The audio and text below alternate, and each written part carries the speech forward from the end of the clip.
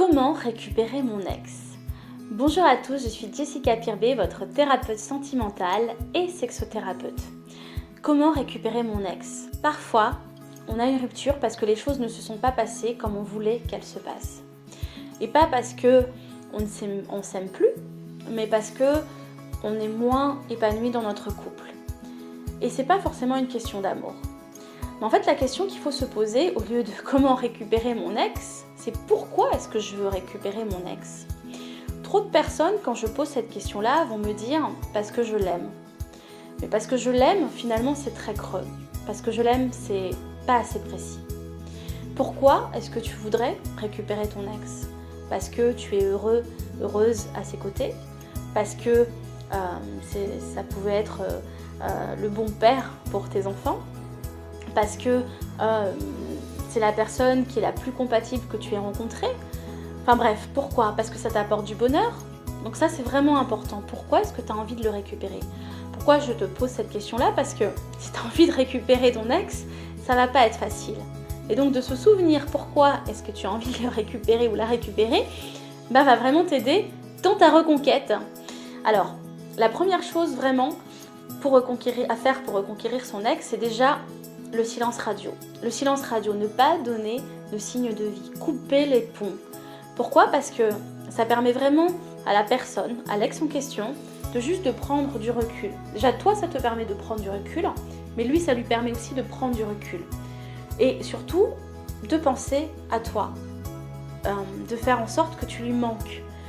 Et de pas forcément dire, parce que là, les personnes qui vont envoyer des textos tout le temps en disant tu me manques, je suis malheureuse ou je suis malheureux, et qui vont harceler. Parfois il y a des personnes qui harcèlent et qui ne se rendent pas compte qu'en fait que ça fait juste tout le contraire, ça repousse la personne en fait qui vous a quitté. Donc surtout ne pas faire ça, mais juste d'accepter finalement la situation et de prendre le temps de faire juste une pause, le silence radio.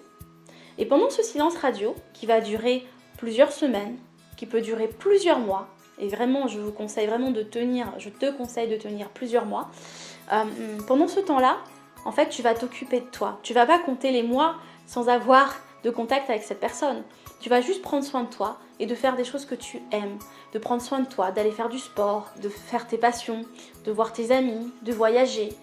Et vraiment aussi de changer en fait. Parce que si tu reviens vers ton ex et que tu reviens alors que tu n'as pas changé, tu es toujours la même personne, tu n'as pas évolué mentalement, tu n'as pas évolué dans ta façon de voir ta relation avec cette personne-là, pourquoi est-ce qu'il recommencerait?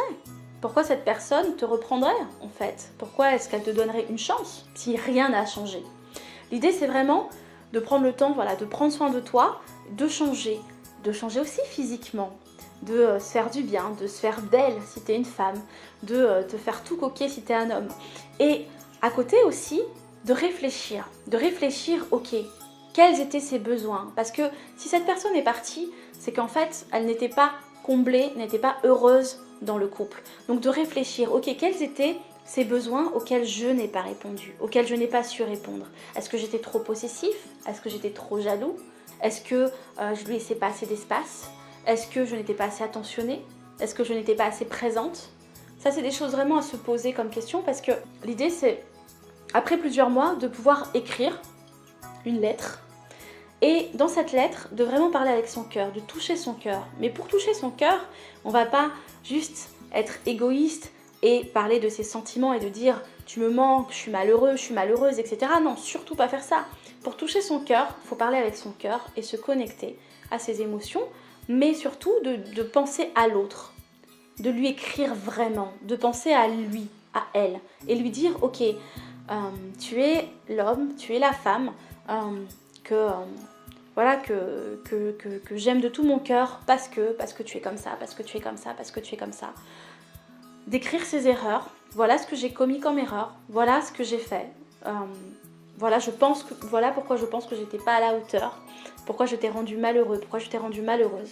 Et après de proposer des solutions. Voilà comment j'envisage la relation. Voilà, et surtout quand quand vous dites ça, etc., il faut vraiment que vous ayez changé en fait. Parce que si vous revenez, enfin voilà, le naturel revient vite au galop. Donc c'est vraiment d'avoir changé, d'avoir évolué. C'est pour ça que ce silence radio et ce moment pour soi va pas durer juste 3 jours, une semaine. Non, va durer des mois parce que vous allez avoir changé. Donc ça, c'est vraiment important. Voilà ce que j'avais envie de partager avec vous aujourd'hui. Si tu as envie de t'épanouir dans tes relations amoureuses, tu peux cliquer sur le lien qui est juste au-dessus de la vidéo ou dans le lien de la vidéo. Je vais t'envoyer 10 conseils de thérapeute pour être enfin heureuse en amour. Donc ce message s'adresse plutôt aux femmes, mais si tu es un homme, ça peut t'intéresser aussi. En attendant, je t'invite à t'abonner sur la chaîne YouTube pour recevoir tous mes conseils. À bientôt!